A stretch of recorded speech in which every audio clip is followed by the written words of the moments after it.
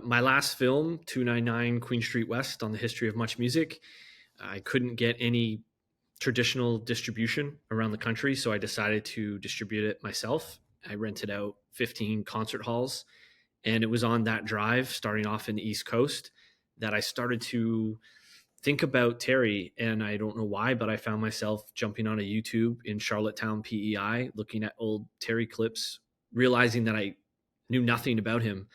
And I don't know, it just kind of set me on this path of, wouldn't it be cool to make the iconic documentary, and maybe that there's a bunch of footage people haven't seen before.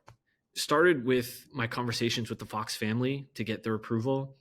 And I was very honest with them. I told them I don't really know anything about Terry. I actually thought he made it across the whole country. I thought he was like a seasoned marathon runner before he lost his leg. So it was through that honesty that maybe there's other people that don't fully know who he was, or the details have got lost over time.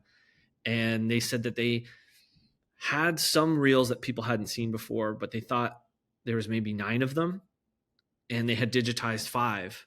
So it became this search for the missing 4 reels. And I thought to myself, okay, I could probably make a pretty interesting film here with 9 reels, and ended up being over 96 reels. So the goal is to take people back to 1980. He's kind of enshrined in all these statues in this gritty, giving it all running moment. But there's all these other little moments where he's being a regular 21-year-old.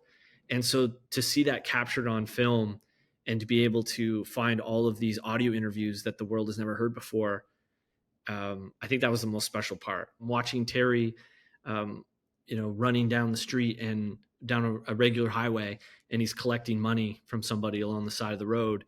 And you see that Terry's chewing gum.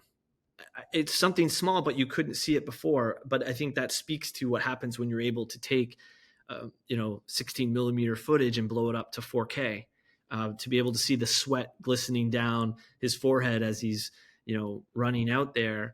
I don't know. I think that's pretty special that we're able to do that stuff all these years later, to be able to clean up the audio and to be able to hear his iconic run in the same way that you would have if you were on the side of the road in 1980.